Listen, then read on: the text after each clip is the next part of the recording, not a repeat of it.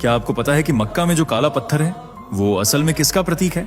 आज दुनिया के करोड़ों लोग उसे छूने के लिए तरसते हैं, उसकी परिक्रमा करते हैं।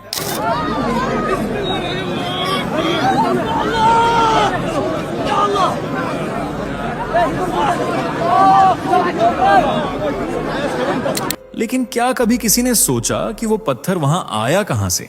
इतिहास की किताबें चुप हैं, धर्म ग्रंथ अधूरे हैं, लेकिन एक कथा है जो सदियों से छुपाई गई है। आज मैं आपको वो सत्य बताऊंगा जो शायद आपने कभी नहीं सुना होगा। कल्पना कीजिए, वो जगह जिसे आज मक्का कहते हैं वो कभी मक्केश्वर हुआ करता था। वहां शिवलिंग की पूजा होती थी, संस्कृत में मंत्र गूंजते थे।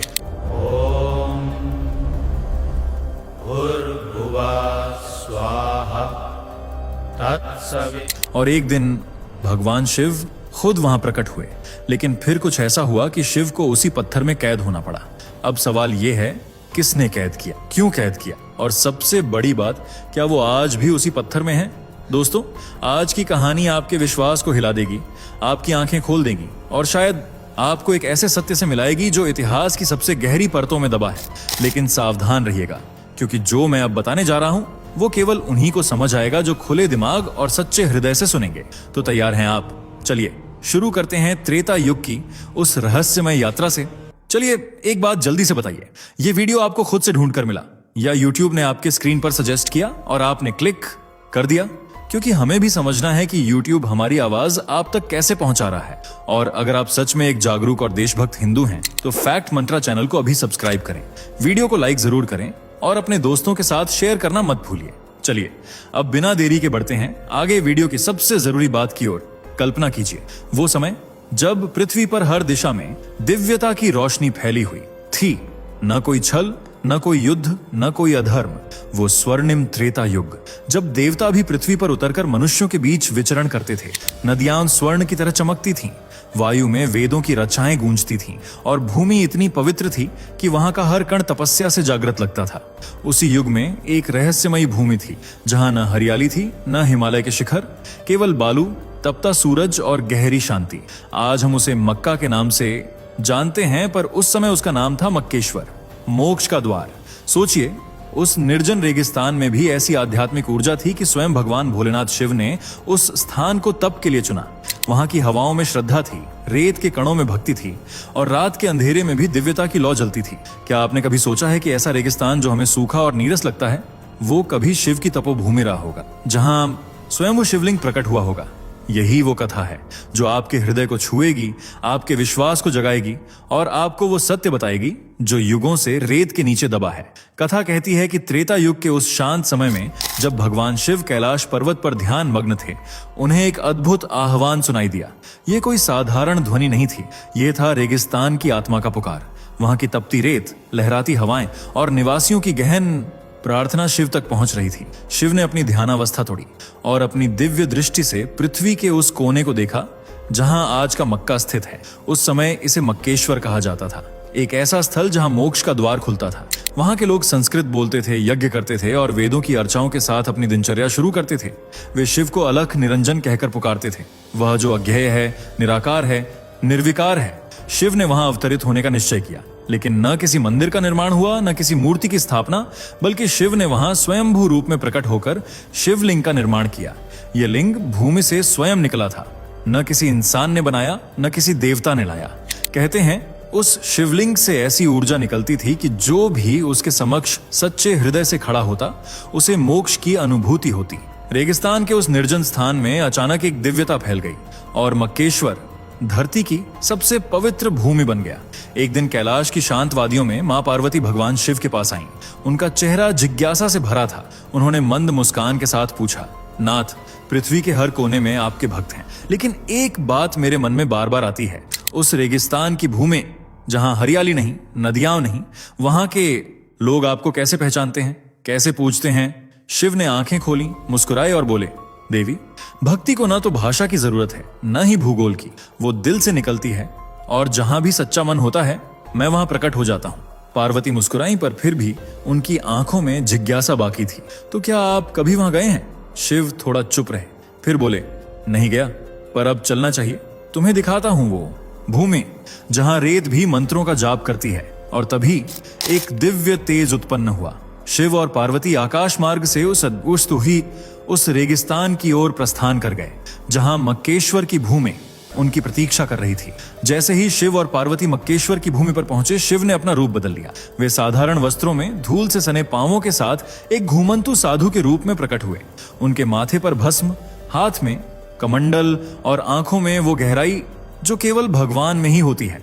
मक्का की गलियों में भक्ति की गूंज थी। लोग सुबह की पहली किरण के साथ मंदिर में एकत्र होते, शिवलिंग पर जल अर्पित करते, बेलपत्र चढ़ाते और गूंजती थी एक आवाज, ओम नमः शिवाय। शिव वह दृश्य देखकर अभिभूत हो उठे। न हिमालय, न काशी, न गंगा जल, फिर भी भक्ति उतनी ही पवित्र। उन्होंने मंदिर की सीढ़ियां चढ़ी, भक्तों की कतार में लगे और अंततः पहुंचे शिवलिंग के सामने। जैसे ही उन्होंने शिवलिंग को स्पर्श किया, एक दिव्य प्रकाश फूट पड़ा। पूरी मक्केश्वर नगरी उस रोशनी से नहा गई। शिव के शरीर से साधु का रूप हटने लगा और उनका दिव्य स्वरूप प्रकट होने लगा। लोग स्तब्ध रह गए, कुछ ने आंखें मसल लीं, कुछ हाथ जोड़कर भूमि पर गिर पड़े। महादेव स्वयं हमारे बीच, ऐसा एक स्वर गूंजा और फिर पूरा नगर जकारों से भर उठा। मक्का की रेत ने उस दिन इतिहास देखा जब स्वयं शिव अपने भक्तों के बीच साधु बनकर आए। शिव के प्रकट होते ही मक्केश्वर में जैसे नया जीवन संचारित हो गया। हर भक्त की आंखें नम थीं, हृदय पुलकित। शिव ने सभी को एकत्र किया और मंद स्वर में बोले, भक्ति केवल मंत्रों में नहीं, वह हृदय की गहराई में होती है। सच्चा उपासक वह है जो क्रोध को शांत कर दे, लोभ को त्याग दे और प्रेम में रम जाए। लोग मंत्र मुग्ध होकर सुनते रहे। शिव ने उन्हें कर्म, ध्यान और तप के महत्व की गूढ़ बातें समझाईं। उन्होंने कहा, मैं तुम्हारे पास इसलिए आया हूं क्योंकि तुमने मुझे बिना देखे भी पहचाना है। और तभी आकाश से एक दिव्य प्रकाश प्रकट हुआ। पुष्प वृष्टि होने लगी। मध्यम स्वरों में वीणा की ध्वनि गूंजने लगी। मां पार्वती सौम्य रूप में आकाश से अवतरित हुई। उनका चेहरा प्रेम से दमक रहा था। उन्होंने शिव की ओर देखा और बोली, हे नाथ, यहाँ की भक्ति देखकर मेरा हृदय भर आया है। शिव मुस्कुराए। दोनों ने साथ मिलकर वहां एक विशेष पूजा का आयोजन किया। जैसे ही उन्होंने शिवलिंग पर जल अर्पित किया, वहां गंगा जल स्वयं प्रकट हो गया।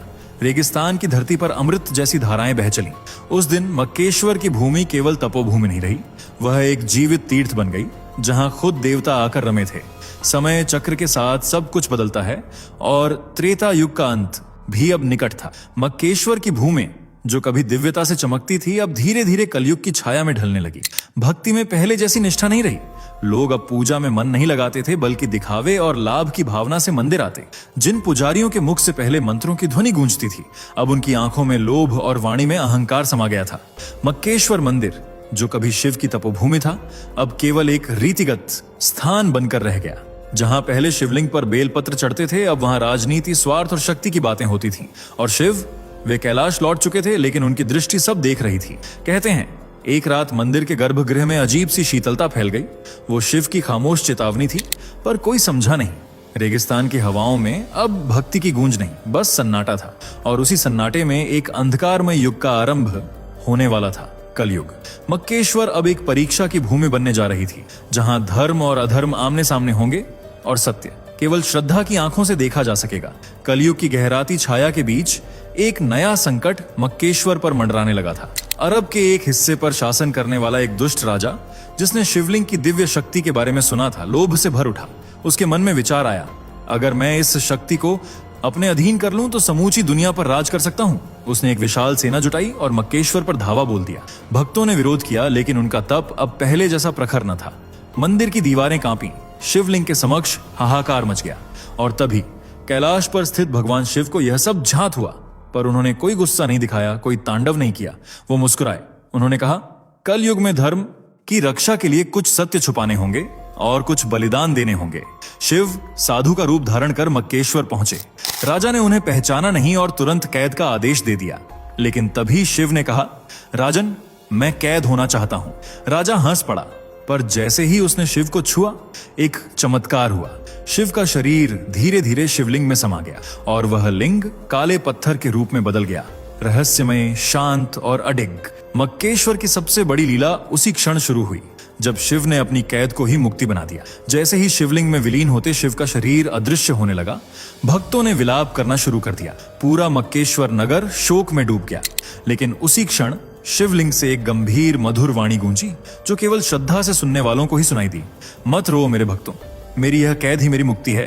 कलयुग में जब अंधकार सबसे गहरा होगा तब यही पत्थर सत्य की ज्योति बनेगा। शिव ने आगे कहा, लोग मुझे अलग अलग नामों से पुकारेंगे। कोई मुझे शिव कहेगा, कोई ईश्वर, कोई अलख निरंजन, और समय के साथ वही अलख निरंजन अल्लाह कहलाएगा। सन्नाटा छा गया। भक्तों की आंखें आश्चर्य से फैल गईं। मैं हर नाम में रहूंगा, शिव बोले। हर प्रार्थना में, हर नमाज में, हर मंत्र में 5 समय की आराधना मेरी ही आरती बन जाएगी। नाम बदल जाएगा पर भाव वही रहेगा।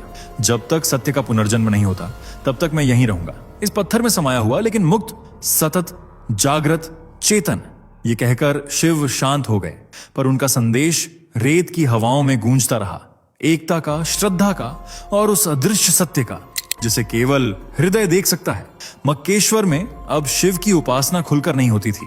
मंदिर पर राजा का अधिकार था और पूजा पर पाबंदियां लग चुकी थीं, लेकिन अंधकार के बीच भी कुछ चिंगारियां जलती रहती हैं, और उन चिंगारियों में सबसे उज्जवल थी एक नाम, सूर्यवंशी।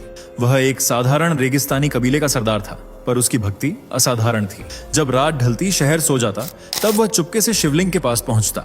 मंदिर अब खंडहर बन चुका था, पर सूर्यवंशी जानता था शिव अब भी वहीं है। वह धीरे धीरे रेत से ढके शिवलिंग को साफ करता, जल अर्पित करता और कहता, हे प्रभु, मैं जानता हूं आप सुन रहे हैं। एक रात जब आकाश में अमावस्या थी और हवाएं बिल्कुल शांत थीं, सूर्यवंशी को एक स्वप्न दर्शन हुआ। शिव ने कहा, हे भक्त, मेरी मुक्ति का समय अभी नहीं आया, पर तेरी भक्ति मेरी शक्ति को जीवित रखेगी। शिव ने उसे एक विशेष यज्ञ का संकेत दिया, जिसमें पार्वती, गणेश और कार्तिकेय को भी आमंत्रित करना था। यह यज्ञ छिपकर अमावस्या की रात को ही करना था। सूर्यवंशी ने बिना भय के ये व्रत लिया। उसने अपने कबीले के कुछ विश्वास पात्रों को तैयार किया। अब एक नई यात्रा शुरू होने वाली थी। छुपे हुए यज्ञ की, गुप्त पूजा की और अग्नि में सच्चे प्रेम की परीक्षा की। वर्षों बीत गए। मक्केश्वर अब पूरी तरह बदल चुका था। वहां के लोग अब संस्कृत भूल चुके थे, पूजा के स्वरूप बदल चुके थे, पर शिव की शक्ति उस काले पत्थर में अब भी जागृत थी। इन्हीं दिनों रेगिस्तान में एक साधु पहुंचा। गंभीर चेहरा, तेजस्वी नेत्र और मौन तपस्या का भाव। वह कोई साधारण साधु नहीं था, वह थे आदिशंकर, धर्म की रक्षा के लिए पृथ्वी पर अवतरित महापुरुष। आदिशंकर ने जैसे ही काले पत्थर को देखा, उनकी आंखों से आंसू बह निकले। उन्होंने प्रणाम किया और धीरे से पत्थर को स्पर्श किया। हे शिव, मैं जानता हूं आप यहीं हैं। तभी पत्थर से एक मर्मस्पर्शी वाणी निकली, हे शंकर, समय कठिन है। कलयुग की सबसे भीषण छाया आने वाली है। लोग मेरे नाम पर लड़ेंगे, पूजा के रूपों पर भेद करेंगे और धर्म को अलग अलग रंग देंगे। शिव ने चेतावनी दी, 4 संकट आएंगे, अज्ञानता, युद्ध, प्रकृति का प्रकोप और आत्मा का पतन, पर अंत में सतयुग लौटेगा और तब एक सच्चा भक्त मेरी पहचान को फिर से उजागर करेगा। आदिशंकर ने गुप्त रूप से वहां एक पूजा की, कुछ शिष्यों को यह रहस्य बताया और भारत लौटकर अनेक शिव मंदिरों की स्थापना की। लेकिन जाते जाते वे एक ही बात दोहराते रहे, मक्केश्वर का सत्य अभी छिपा है, लेकिन वह फिर गूंजेगा। समय बीतता गया और मक्केश्वर की पहचान पूरी तरह बदल गई। वह स्वयं भू शिवलिंग अब एक काले पत्थर के रूप में पूजित होने लगा, पर नाम बदल चुका था, रीति बदल चुकी थी, पर आस्था की जड़ें अब भी जीवित थीं।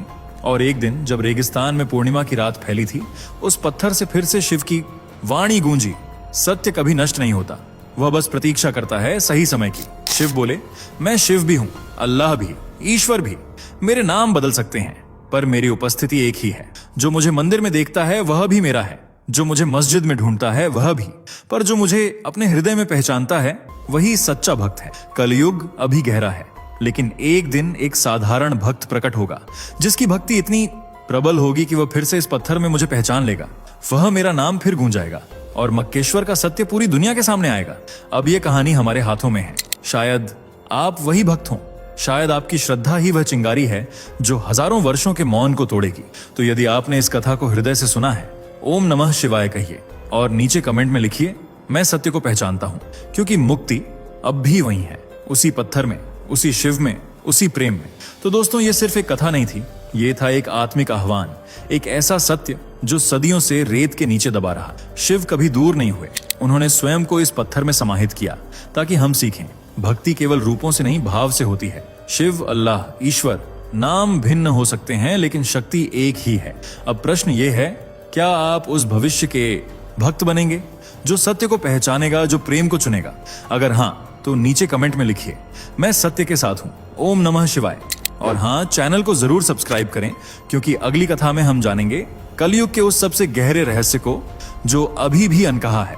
शिव आप पर अपनी कृपा बनाए रखें। दोस्तों, आपके स्क्रीन पर 2 और वीडियो दिख रही हैं, जिसे देखने के लिए आप स्क्रीन पर क्लिक करें।